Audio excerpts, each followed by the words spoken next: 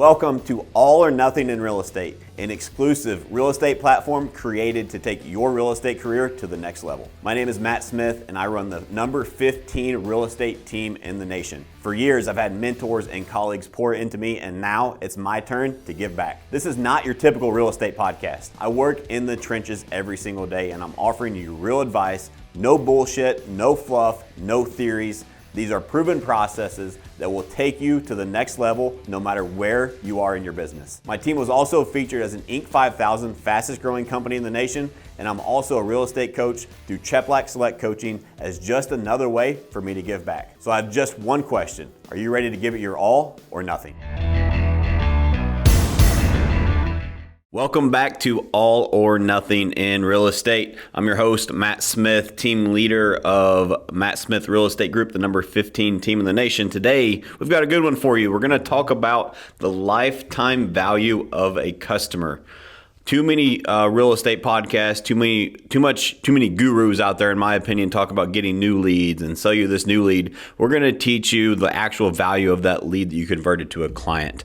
We're going to break that down, some stuff that we do to really help maximize that opportunity to share value with you guys. So as always, we've got Colin with us. Colin, say hi. Hey guys, I'm here to help co-facilitate this. I'm really excited about this topic. It's as you kind of dive deeper into it, it is the root of everything. I'm actually reading a book right now that it just popped in my head. Not even on our notes, Colin, but it popped in my head that is really, really relevant to this topic. It's called Customer Satisfaction is Worthless. Customer Loyalty is Priceless. I like that. Yeah, so how is it? It's great. It's great. It's really good stuff. So I'm sure we'll have more notes after I finish reading that that we'll share with you guys too. Sure. But it's the lifetime value of a customer. That's a very, very big phrase, Colin. And so what I want to really share with everybody is too many people, in my opinion, in any industry, specifically sales, tend to focus on what can I do to get this one sale? What can I do to get this sale one time? And they don't focus on what is the lifetime value of this person over a long period of time. Right. And not just say that it's all about the value they are to you. Mm-hmm. Like there's two parts to it. There is a lot of value to you as a business owner, as a company, right. The lifetime value, but also what value can you be to them over a lifetime? Mm-hmm. And if you focus on the value you can be to them, the value you give to them over a lifetime, I promise you'll receive so much more. Right. And especially in real estate, it's so easy to be like, all right, move on to the next one. But your model has shifted that entirely, and it has paid dividends. 100%. We've talked about this before, but that goes back to the culture of our company, right? Mm-hmm. And where kind of all of this movement started was take care of that client so well that they tell their friends. Yep. And you own the conversation when you're not there. Mm-hmm. We've talked about that over and over and over again. And it all sparked from, I was in an environment before where literally I heard the leader say, well, don't worry about them. You already sold them a house. You got new leads coming in. Talk to them. Like this people that we already helped, they're still valuable. Like we need to help them. And so I just was fortunate to be able to understand how that made me feel. And I wasn't even that person. I'm like, oh, we have to do a better job at making sure that we understand the lifetime value of them and be of value to them for a lifetime. Right. Because if you leave a client, you're like, okay, you know what? They could use a little bit extra help, but the transaction's done. So good luck with everything, versus the mentality of, well, no, wait, there's still someone who needs help, that needs taken care of. 100%. And then in this episode, we're going to break down actually action steps that you can do and mindset steps that you can have to make sure that you're always there for that customer, because you never want the customer to feel like, well, they made a sale and now they're gone, right? I hear a lot of salespeople say that a lot. Well, I'm here if you need me, but how many are actually there when they need them? And second to that, how many are being proactive with being there for them before they need them? 100%. And if you master this, you will never be short of clients again, I would say would be the main thing. Yeah, for sure. And so lifetime value, Colin, when you hear the phrase lifetime value of a customer, what does that mean to you? So lifetime value, the lifetime value of it, as you say, is it like, are they only worth a little bit? Should I really invest my time or energy into this?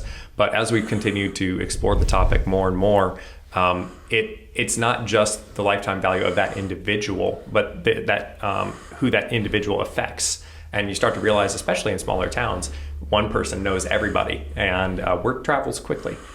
Yeah, 1,000%. And And again, I kind of said this, but it comes down to customer service. And customer service is not about making the sale today. Like, we want to forge a relationship and build loyalty over a lifetime, right? We want that lifetime value. And the lifetime is a lot longer than most people think. I plan on being in business for a while. Yeah. I want to have a good reputation for helping people for a long time. And so you have to focus on going the extra mile for your clients, going above and beyond and standing out, and you have to wow them with your customer service.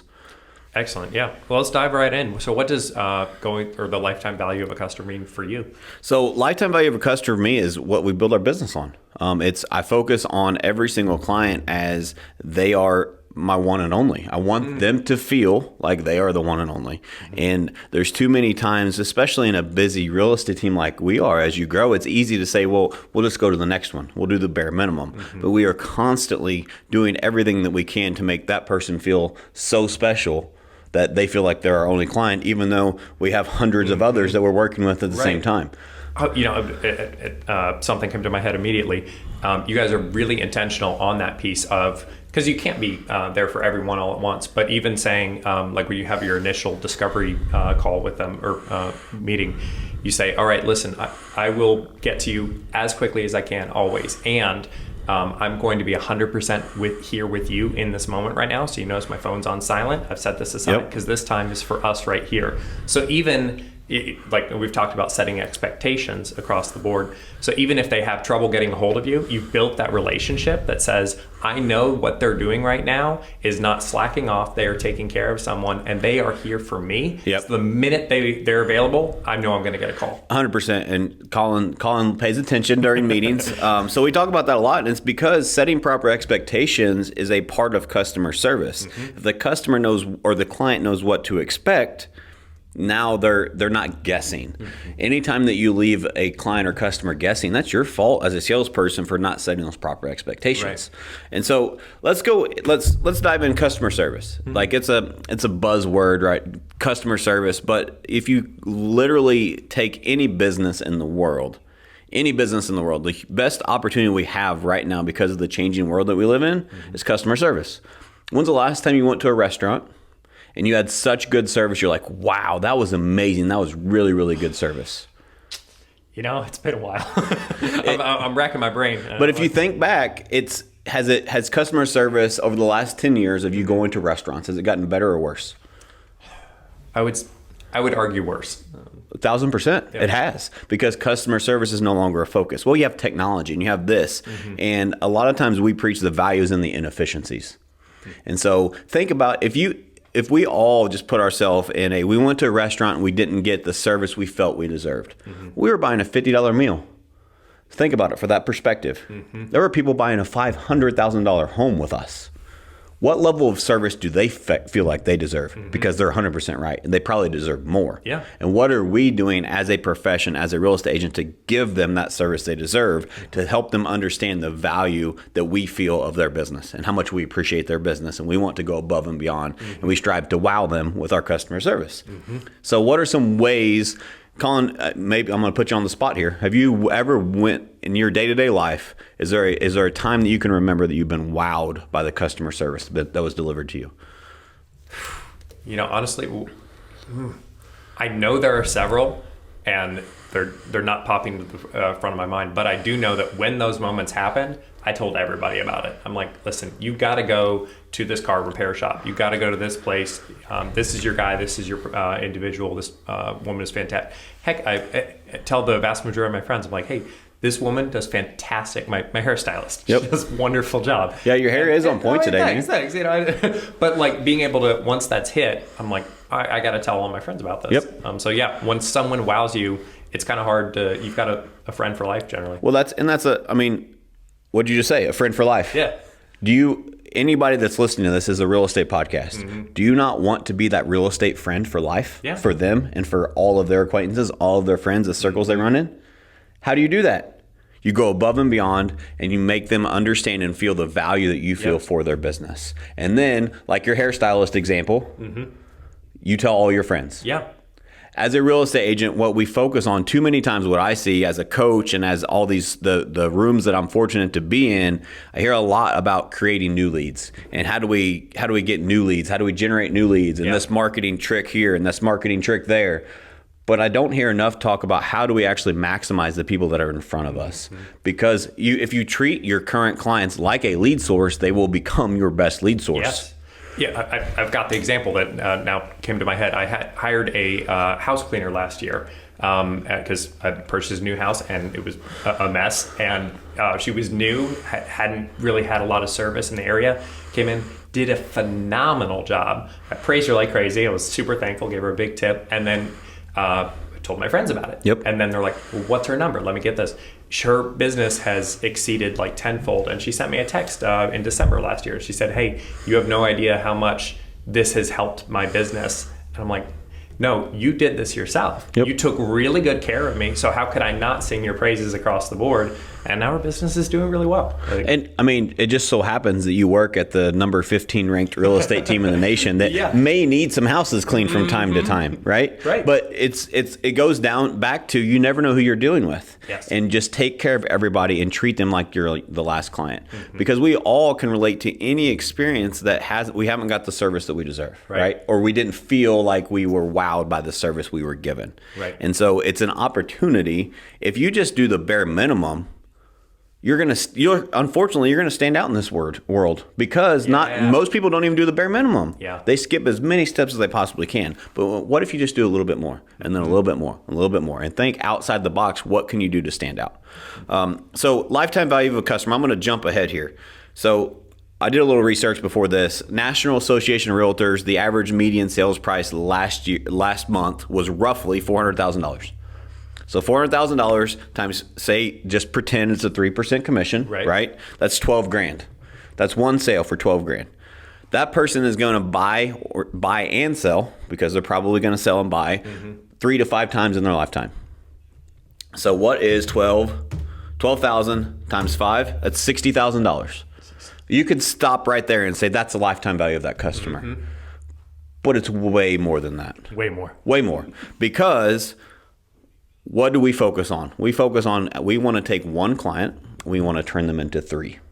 And so what that breaks down to is all this customer service stuff we were talking about. And so now that one client is now 3 clients because they tell their friends. Guess what their friends need? A house. To buy or sell a home. Yeah. Right? And so when you do that, and I've drawn this out on a whiteboard before for the team, and it gets so massive in such a short amount of time that it was in the millions of dollars within the next 3 years just by taking care of that one. It starts with one. What can we do with this person? And maximize that opportunity. And it was in the millions. I mean, what if I'm half wrong? Right. Oh, it's $500,000 in commission. Well, I guess it's only, right? Exactly. Like the point is though, we focus on this next shiny object. We focus on this new lead source. As a coach, as a bit of an influencer now in the industry, I get asked all the time, well, what's your best lead source? It doesn't matter. You're not in my market and you don't know my process to convert the leads. Right. Your best lead source is the one that you work the right way. It's the one you and so have. That's right. And so but think about it this way. Is it easier to work with a stranger? Or is it easier to actually, somebody that knows you, likes you, and trusts you, will they send you business? Because everybody's got a guy. Yeah. You got a girl for house cleaning. You got a girl for your hair. Yeah. You probably got a guy if your car breaks down, right? We all have a guy. How can you become that guy or that girl in real estate? That's excellent. I love that you kind of future page, like it says, well, what's the lifetime value? Why should I even do that though? And that's kind of what you've broken down here. You're like, no, listen, the reason that you should do this isn't just because, I mean, honestly, you should just be a good person. 100%. Comes with that. But also the financial benefits that come with it. It's that, okay, you could end up with, let's say, $500,000 or $1 million by working on the lifetime value, or just focus on it and say, hey, it was done, $12,000. That could be all it ever was. If you don't take care of them at that beginning piece, then the next time they need a house, they're going to shop around. They're going to go, it was okay, I guess, but I really felt like I was on the back burner the most of the time. And in the end, it was not the service I was hoping for. Versus they blew me away, then I'm not going anywhere else. Yeah, so there's a stat out there, and I'm going to butcher it because I'm not the detail guy. I probably should ask you to research this ahead of the show, but it's somewhere around, it's always around 80%. It's in the 70-80% range of people said they would have worked with their agent again because they had a good experience. Really? But I think it's less than 30% do. Why is that? Because we as agents don't follow up with them. Say that again. So it's somewhere, I'm going to butcher it. So somebody's going to come out there and say, no, you're wrong. Important. Yes, but it's somewhere around 70 to 80% of people say that they would use the real estate agent again because they did a good job. Okay. But less than 30% actually use that agent. Oh my gosh. Why is that? It's because the agent doesn't go above and beyond, doesn't understand the lifetime value of that customer, and doesn't make that customer, more importantly, doesn't make that customer understand that how valued they are to that agent. So we're out here chasing this new lead to talk to strangers and go meet them at a stranger at a house when we don't know if they're qualified. We don't know anything about these people. Right. And we forget about the people that know us, like us, and trust us, and that would use us again and would refer us to friends, but we don't treat them that way. Versus, oh man, that's fantastic. Because if your agent sends you a text like 6 months later or something like that and said, hey, just checking in, hope you're loving the new house, excited, your new season. You're like, oh man, I've loved it. Actually, though, I got a new job opportunity. It's out of state, or it's an hour away or something like that. Can you help me find a new house? Yeah. It reminds them of the wonderful experience they had with you. 100%, and make the experience memorable. Yes. Right, first and foremost. But it's in some full disclosure, those numbers could be off slightly, but you get the point. Right. It is something that will just blow you away. That most people say they would use their agent again, but most of them don't. And so it's a big. It's a big opportunity in our business when you think about it that way, because not that I'm naive enough to think that everybody's going to use this again, or maybe they're buying their forever house. Right. So let's. I've heard this argument before. I like this. So they're 60 years old and they bought their dream home on the Lake of the Ozarks. They're never going to buy or sell again. So is that a reason to just stop talking to them? No.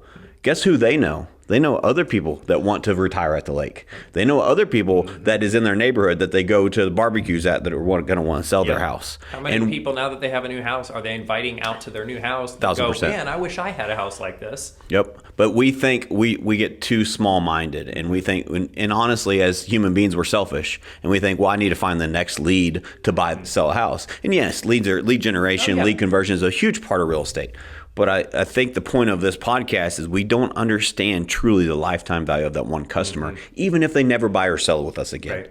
The influence that you have is huge in their life because you are helping them with the biggest purchase or sale of their life. And what experience are you leaving with them? Because I promise you, if it's not going to be a great experience where they start talking really great about you to their friends, and they're going to forget about you, and they're probably going to bash you. Yeah. Whether intentionally or unintentionally. People are allowed on both good experiences and bad experiences, and even mediocre experiences now. I would argue that some mediocre experiences can be portrayed as bad in the end. That it's like, they did okay, but they didn't wow me. And they tell all their friends. Would you, if I was saying, hey, Colin, I need a new hair lady. Yeah. And you're like, oh, my hair lady, she does okay. She does okay. Do you think I would just jump through hoops to go work with her? Yeah, it's like, no. But if I said, listen, no, you gotta work with this person. And so with that analogy, how can you, listening to this right now, be that person? Yes. As real estate agent. It should be so much easier than somebody cutting hair because it's such a big purchase. But we focus on the next one, and what can we do with this next lead? And don't take this for granted. What I'm saying, because yes, you have to prospect. You need to follow up. Block it. Say, all right, every week I'm going to spend this amount of time on my previous clients because that lifetime value will generate more leads.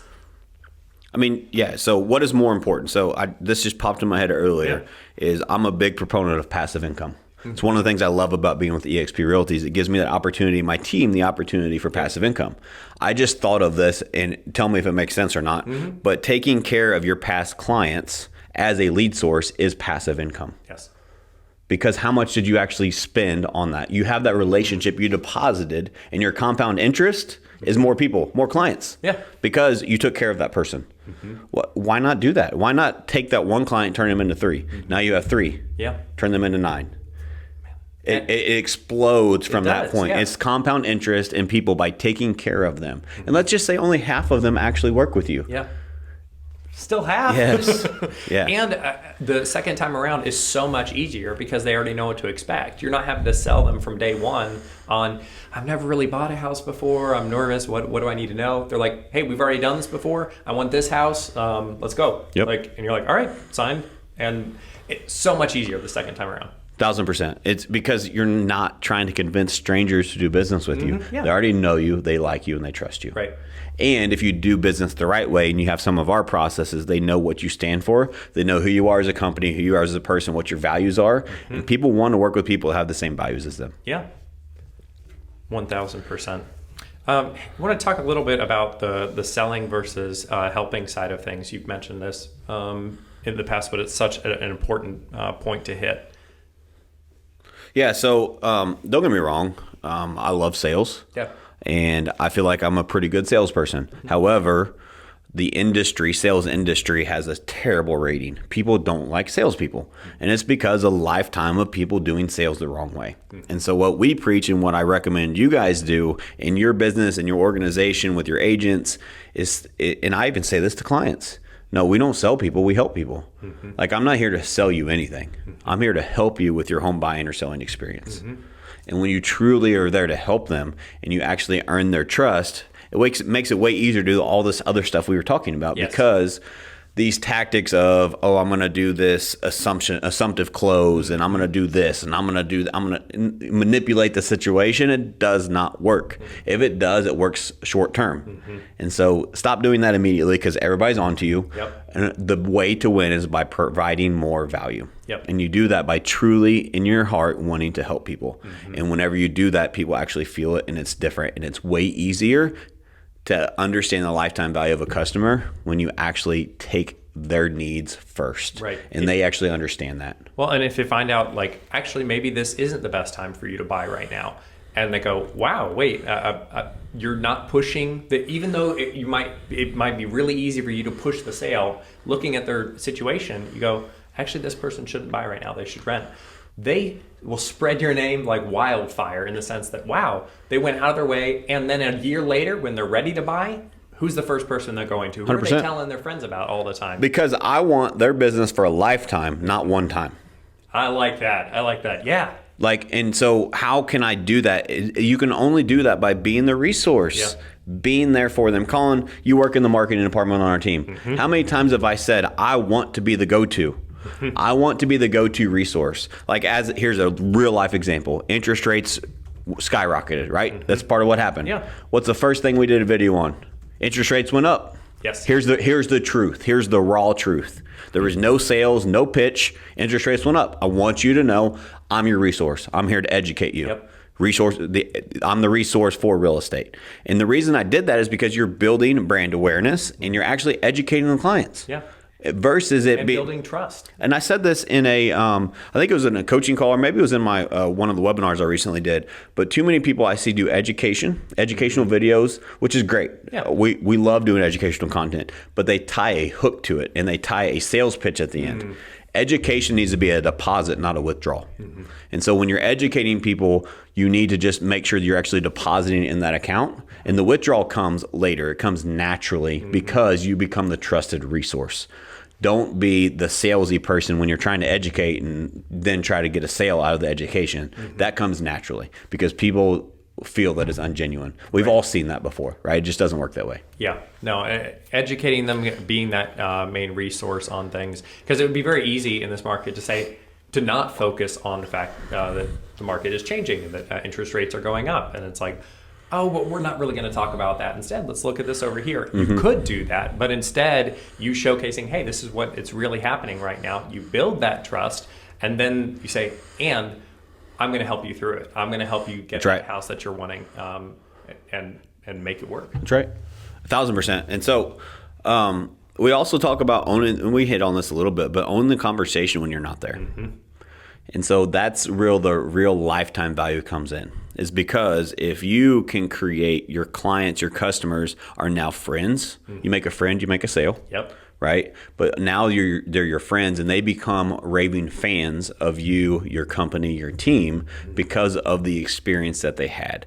And so we talked about this today in our leadership level 10 meeting. We have a leadership meeting every Monday. We talked about the customer experience. How can we make the customer experience better? We didn't talk about buying a new lead source. We didn't talk about lead conversion. We talked about how can we make the customer experience better? And it's because that's how you really move the needle, especially when this market is changing and shifting. Yeah.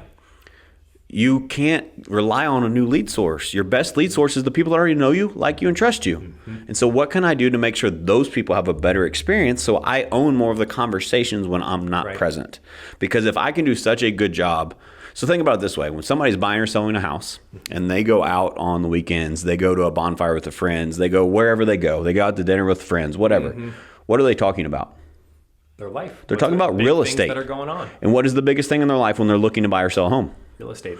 100%. Yeah. 1,000% of the time. It's like, hey, how's that new house hunt going? Well, boom, boom, boom, boom, boom, boom. And they are going to say something about you. And if they don't say something about you, it's because you haven't done a good enough job, right? Yeah. But you need to pretend. Like, how can I, if Colin is buying a house with me, how can I go so above and beyond with Colin that when he goes out with his friends this weekend and they ask him how the home search is going, he doesn't even talk about the home search. He talks about me as his agent and how he's really loving his experience. It's different than he's ever seen. How can I own that conversation in such a positive way that he will go and become a raving fan of our company? Yep. And then that spreads like wildfire.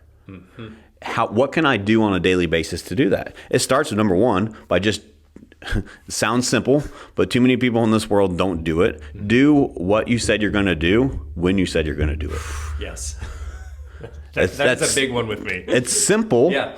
But how many agents in particular forget that? Because we do have crazy schedules as real estate agents. But when I said I'm going to meet you there at 2 o'clock, or I'm going to call you tomorrow before noon, I'm going to call you tomorrow before noon because I'm building that trust. If I call you at 1 o'clock, oh, I'm so sorry, I got locked up with clients. Trust, already lost. Right? No, it's okay. It's not okay. Yep. And if you need more time, communicate that. That's right. Ahead of time. Ahead of time, not after it's already passed. Yeah. But you only get so many of those freebies, right? So, I mean, there's so many other things you can do to just provide value to people. It's just, I want you to, and maybe we can do another podcast to break that down, but I want this to be an eye opener for people to understand that customer is worth way more than that one commission. And what can you do if you're in the mindset of the lifetime value of this customer is, I think we did this in our organization. That one person, I think what we settled on was $238,000 when we did the math. One customer is worth that. Wow. To our company. And if you treat that one customer like that, I promise you they will make you more than that in the next 5 years. That's like, you look at that and you're like, that's my biggest client. Yep. Like, right there, and you're like, oh wait, so that's all. And what else does that do? We talked about this earlier. It's coming full circle. Is now that person feels like they're your only client. Yes. Like, we have agents on the team that have 20 plus pendings right now. Yeah. Like, we're a busy real estate team, but we want all of them to feel like they're the only client. And how can you do that? And make sure you build processes around that to make that client, that customer feel that way. What's an example of something that you found has been really effective to kind of deepen that relationship? Number one, actually care about them, right? Like, it's yes, it's a business transaction, right? But like I said, make a friend, make a sale. People want to work with people.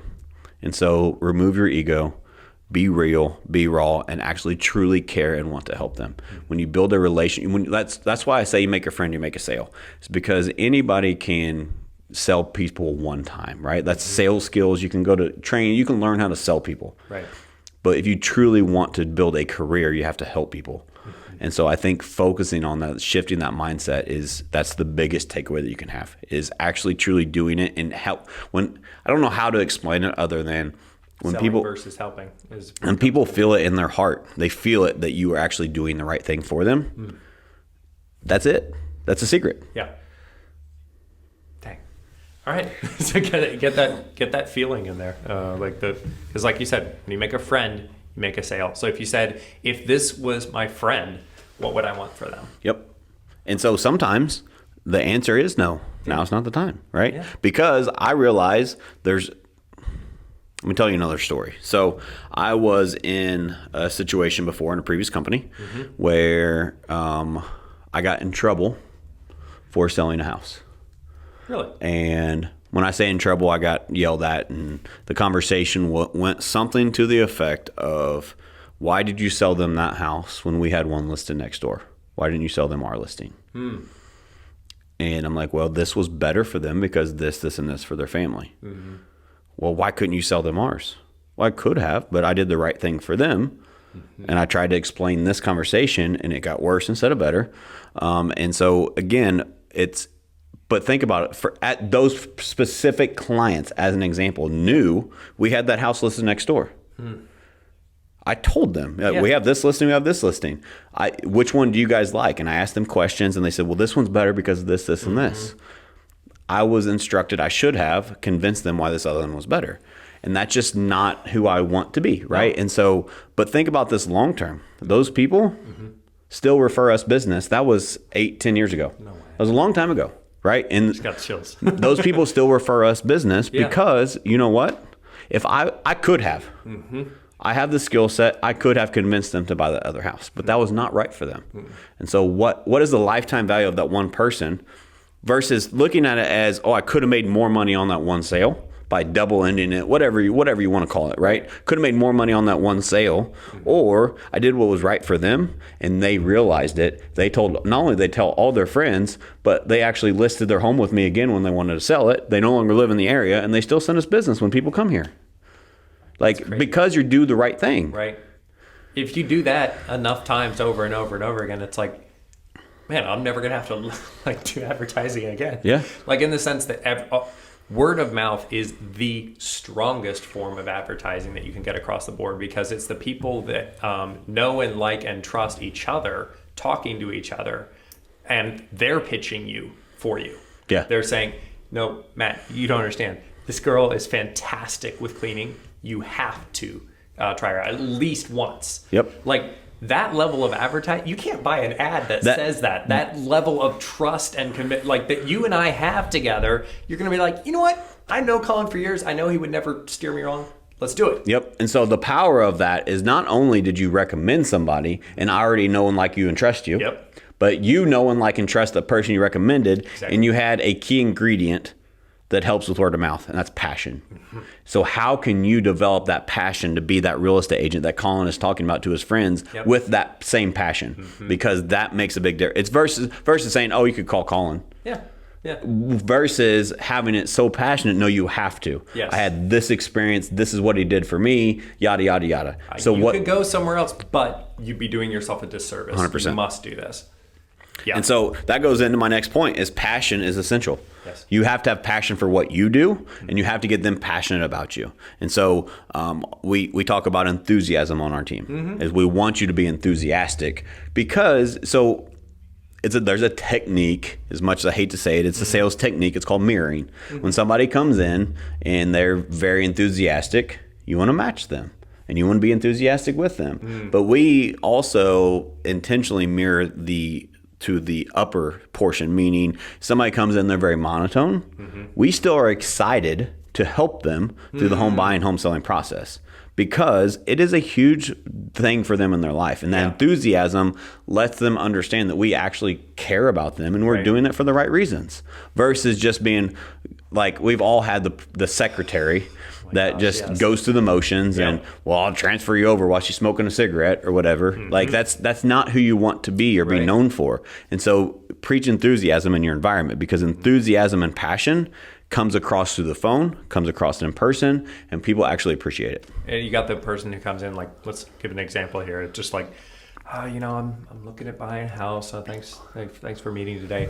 And you're the agent, and you're like, hey, that's fantastic. You're looking to buy a house. That's exciting. I can't wait to help you. Yeah. Exactly. And then they're like, oh, wow. Yeah, this is a big thing. I guess this is a big deal. And you're like, it is. Versus just coming in and saying, well, follow me to the office. Let's start the paperwork. Yep. No, you have to get them excited about buying because it is a big deal, right? Yeah. And so that goes a long way. 100%. So there's a formula for customer service. There's a formula that works every single time. Education, trust, loyalty. Education, trust, and loyalty. Yep. And so you educate them. We talked about this in the videos. Educate them with true education. The real, raw, shoot them straight. Right? What does that build? Trust. Once they trust you, that creates Loyalty. It all starts with education. That's the secret to customer service, is educate them, be honest with them. It builds trust, which creates loyalty. Starts there. Just helping them through that process, whatever it is. It's like, hey, your credit score based on this, we got to switch things around a little bit in order to move things forward. Oh, okay. Builds trust. Yep. I mean, you have to show them at all times that you have their best interest at heart. Yep. And when you have their best interest at heart, they just keep coming back because they know that you're doing this for the right reasons to actually help them. For sure. I want to talk a little bit about the passion piece, kind of the next level of that, of how you can get people passionate about talking about the experience that you had. And that kind of goes with the piece of going the extra mile on when there's an opportunity to help somebody. How can you not just meet them where it is and go, all right, here you go, let's knock that out. How can you take it one step further? How can you go that extra mile to make it, instead of just an average transaction between us, how can you make it exceptional? I can give you a million examples. Let's start with a simple one. So somebody, we're working with a seller to sell their house. Yeah. And they're like, oh man, I really need, we tell them, we come out and we help them get their home ready. A lot of times real estate agents will recommend a contractor, right? Okay. So number one, if you're not, definitely do that. Right. For paint, for whatever it is that we're asking to do. I think that you can take it further. What if you call that contractor for them? You get it scheduled. They show up the next day, their yard's already mowed. Wow. Like, stuff like that. Like if you came home as a seller, your sign's in the yard's mowed for you after you already talked about it and it got done for you. Is that not something you'd be like, wow, this person really went above and beyond? Yeah. It costs $50 to get the yard mowed. Like it wasn't, that's not the point. The point is I wowed that person and I helped them get their home ready for the market. Yeah. Instead of just like providing those names, sure. Right. And there's a time and a place for liability reasons. I get it. Of course. But that's just an example of what can you do, the surprise, the wow factor instead of now they have to call the contractor doesn't answer. They play phone tag back and forth. No, I got you, Colin. Yeah. You want to paint this room? Hey, I've got a great painter. I'll get it taken care of for you. I'll just have them send you the invoice. Is that okay? Yeah. Perfect. Yeah, that would be great. And I call them. I take care of all of it, and you just get your house painted. You just sit back and watch your soap operas, paint your nails. Because when someone comes to me and they say, "Listen, in order for your house to be ready for the market, this room really has to be painted." Yep. Immediately, my mind goes, "Ugh, okay. I don't even know a painter. I don't know where I begin. Exactly. Do I have to buy the paint? Do I have to?" And you say, so I've got a great guy that can knock this out. If you want, I can give him a call and go ahead and schedule the whole thing and take care of it. Like, would you like that? It's like, yeah. Like you just deleted the entire problem from it being, and yeah, that's exceptional. It takes a very high stress situation down to, wow, this guy's really got my best interest. All you have to say is yes, and I'll make it happen. Yep. Like, sign me up. But how much effort does that really take on my end? Not very much. No. But the feeling that you get as a seller in that situation is like, wow, I made the right choice. These people truly are going to help me. Well, and you're also building a relationship with a lot of local vendors who are saying, man, Matt's always got my back. He's always referring new business to me, which also builds more lifetime value customers. 1,000%. I mean, another thing, so I say it all the time too, the values and the inefficiencies sometimes. And so, yes, automation, technology, we embrace it, love it. Yeah. But there's also some things that automation and technology have created an opportunity. And so I'm giving away one of my secrets here, but I love handwritten notes. Yes. When's the last time you received a handwritten note? Actually, how did it make you feel? Quite a bit. Now that I've been here, because everybody's writing notes on it. And man, one of my, what is it? Those, I forget the word, but one of my values is words of affirmation. And so getting a written letter, I found one from Ryan yesterday that when I purchased my house, he was my agent. Yep. And it was just so thoughtful. I was like, wow, he took the time to not just print off something, this standard note that he's copied and pasted, and it was specific to me, and absolutely that made a difference. And that was when you bought a home, right? So that's, anybody can do that. Yeah. What can you do? When else is an important part to send you a handwritten note? Like, I make it a point to do it once a week in my office. There's people that stand out, and we have great people here. Yeah. I write a lot of notes because I know how they make me feel, and I know it's different and it's inefficient. I could just buy pre-written thank you cards and hand them out. Right. What's the value in that? The value is Matt actually slowed down, took time to recognize what I've done as a good job. Yes. When's the last time you recognized your clients that way, right? Like, so you have to think of different ways to make them feel valued. I'm giving away my secrets, Colin. So one of my secrets is that it's you get referrals. We all love referrals. All this stuff we're teaching you, we'll get referrals from your past clients, right?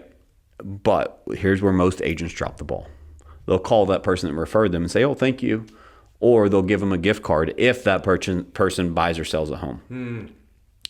Why are you tying it to the result that is out of their control? If Colin refers me his friend, says, hey, they're thinking about buying or selling a home, immediately I'm writing you a handwritten note. I'm sending you a gift card. I'm thanking you over the top for doing that and being a raving fan of me and trusting me with your friends. Yeah.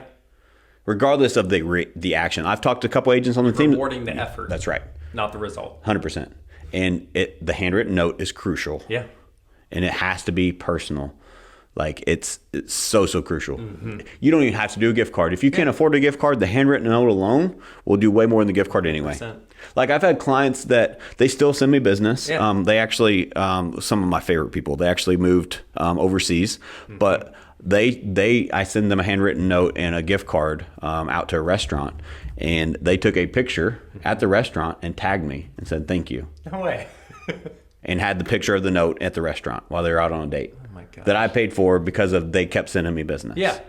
But do you think more of their friends saw that after that, or I mean, that goes on your Instagram, Yes, on exactly. your Facebook story. Like you're like, hey, I just have to brag about my my realtor here for a minute. That's creating the lifetime value of a customer, right? Like they're now all of their sphere. I'm on all their radars. Yep. And it's because I did such a good job with them and appreciate them and continue to appreciate them. That one couple in particular made me a lot of money because they sent me a lot of business. And you're like, how much did that cost me? A teeny tiny bit Doesn't of time. matter. Yep. And a single gift. And the main thing was intentionality. Yep. The main thing it cost you is being intentional to say, no, I'm investing in this person beyond just the transaction that's going on here. And I'm talking about money. I'm tying it to finances. We all like money is great, and I want all the money so I can help more people. Right. But the real important part I want you guys to catch on is the reason that it's making money is because the intention is that I want to treat them so well that they can't help but brag about me to their friends, right? Like because they deserve it first and foremost, and so that's where it starts. Well, and then you got the flip side of that if you don't take care of people very well. Do you want to talk about the retention versus acquisition side of things? Yeah, 1,000%. So this is a very, very passionate subject for me because since I've been in business, I realize the importance of customer service. And so everywhere I go, it's hard for me to go out anywhere and enjoy the experience because my expectations are through the roof. Right? Whether it's in my building or anywhere, just because I understand what is possible and I know how it makes people feel. And so as an example, I talked about this a little bit earlier, but it's retention versus acquisition. Which one are you more focused on as a real estate agent right now? Most real estate agents are 99% acquisition. I want new clients. Yep. Don't get me wrong. We create new leads every single day. Right. But how much focus are you doing on retention? Retention on your agents if you're a team leader, retention on your staff, and retention on your buyers and sellers that are clients. Yep. The lifetime value of them. What are you treating them like a lead source? Because they are. And I think they're one of your best lead sources because they already know you, they already like you, and they already trust you. Yeah. And so let me give you a story on why I think retention is more important than acquisition. Personal story. Back before technology took over the world even more than it has right now. Like there was DirecTV and Dish Network were a thing, right? I think they still exist, but who uses them anymore? And it's probably because their customer service for retention was terrible. I was going to say, yeah. Because you ask anybody, how's the customer service for Dish Network or DirecTV? They're all going to say it's terrible. Yeah. All of them. Yeah. So here's a real life example. Like what's happening to their business now. It's disappearing. Yeah. There's more to it than that, but that would have helped. But as an example, so I was with Dish Network or DirecTV. I don't remember which one. They're both terrible. And so what I would do is I would call them because I would see like say I'm with DirecTV and I'd see a promo. Hey, you sign up, you get $19.99 a month, and I'm over paying $109 a month for the same package. So I'd call them and say, hey, can I get this package? Sorry, that's only for new customers. And I would do everything I can, talk to the manager, and we'll knock $10 off your bill for the next 6 months. $10 a month? No, your brand new clients get $20 a month. I'm paying $100. Doesn't make any sense. Yeah. Like, what about the retention of me? Right. So, long story short, I had that conversation with both Dish and DirecTV. And so I had a lot of dishes on my roof because every 2 years, a 2-year contract, you get that good deal for 2 years, and I would switch to the next one. And I go back and forth. Yeah. Versus, I did that for like 14 years. Versus just having one client that they would have for 14 years straight. And then I could have became a fan and recommended my friends, hey, I know these other companies don't honor these deals. This guy does. You should work with them. They literally lost out on 50% of the deal. Yep. And if there were other competitors, they would have lost out on more. And now they lost out completely because of Hulu, Netflix stole it all, Exactly. right? But like we've all had an experience like that. I think most people have went through experiences like that, like phone companies are an example, right? I think phone companies are finally catching on because I see ads now that say everybody gets the same deal. Yeah, I've been seeing those. Right? Like, oh, thank goodness. Yeah, but that's an example of customer service because they probably are listening to their customers and realizing, well, I walk into the store and you got me in here from clickbait by saying, hey, you're going to give me this, this, and this, but I walk in and you don't offer that to me because I'm already an existing customer. Right. You just lost me as a customer. Not only that, the lifetime value of me is out the door, but I'm also taking all my friends with me and I'm going to tell them never use you again. Yes, that's huge in the sense that it's like, when you lose a client, when you lose a friend, you lose all the friends that are along with them. Yep. And people are loud when it comes to both cheering and on the opposite side of things. If you burn someone, if you burn one of my friends, I'm going to tell people. I'm going to be like, listen, even if I say it nicely, like I'm going to be like, like going back to the cleaning lady example, it's like, she did a really great job. And then one day I found out she was stealing from me. And you're like, oh, okay, wow. It's like, I can't recommend her anymore. Sure. And you're like, all my friends, immediately she's losing, tons, because that spreads like wildfire versus the opposite, which is currently the case for the record. She does not steal. It's not like that. She goes above and beyond. But yeah, like it makes a big difference. Sure. And I tell that story just to not to bash any company, any of that. It's as an example. If they would have gotten their shit together, they would have had me as a customer, and I know a lot of other people as well. And so I've learned tremendous lessons from that, and I want to retain every single client. Yep. Don't get me wrong, my organization is not the customer's always right. Right. But the customer always deserves a shot to be right, and I'm going to do everything I can to help them be right. Versus there's a lot of people that let ego get in the way, and somebody comes in and tries to give them constructive feedback on their business. What do they immediately do? They get defensive and say, well, that person sucks. Right. Don't ever do that. Don't be that person. That's because you don't. That tells me so much about your business if your first reaction is to put your wall up when somebody gives you, it's constructive feedback. Right. That's how you grow. Yeah. That's how, especially as your organization grows and it's not just a one-man show anymore, you need that feedback. Embrace it. Ask for more of it because that's how you can improve. So make sure that you are open-minded when your customers give you that feedback so that they don't feel like you would feel in that Dish Network situation. It is a wonderful opportunity when someone brings you, they say, hey, if you improve on this area, you will get more business, more people's lives will be changed across the board. Yep. If you reframe it like that, it's like, oh, this crisis, this bad thing that's happening right now is a wonderful opportunity for both them and for me. Yeah. It goes back to accepting responsibility, right? We did a whole podcast on that, but it's too many business owners think that they're all high and mighty and they point the finger. Well, that customer doesn't know what they're talking about.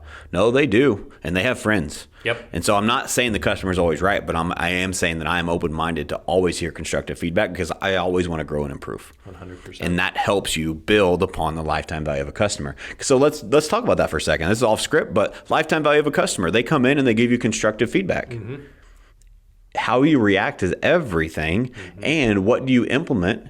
And do you send them a handwritten thank you card? Yes. Thank you so much for bringing that to my attention. I truly appreciate it. We've done this is in our business, and we're going to be able to change so many lives because of you. Yeah, your truly actions appreciate you. Speak a lot there in that you just go, well, thank you for your comments. I really appreciate that. Goodbye.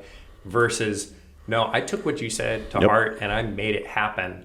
that speaks volumes. 100%. It's like, oh wow, so if something gets messed up, this person not only will take responsibility, but is going to do something about it. Well, people don't believe what you say. They believe what you experience, or what they experience. Sorry. People don't believe what you say. They believe what they experience. So if I tell you something, maybe you believe me, maybe you don't. But if I help you experience, if I show you and you actually experience whatever that is, you believe me. 100%. You can't help it. So how can you create that experience? And so that's all about customer service, lifetime value of a customer, creating that experience for your customer. Because at the end of the day, what you want to do is take one client and turn them into 3. Let's go back to the math for a second. According to National Association of Realtors, the average median sales price was around $400,000 last month. 3% of that is $12,000 in commission. It's a lot of money. It is.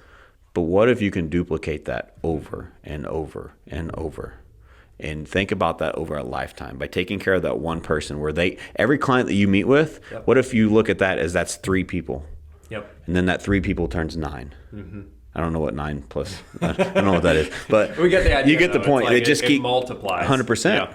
And when you do that, and if you actually put that on, and I've done this before, I probably should do it again. Maybe we'll do that in the private group, and I'll share that. Just a live whiteboard of it. But it is massive, and it moves the needle tremendously versus going out and spending all this extra money to try this new lead source.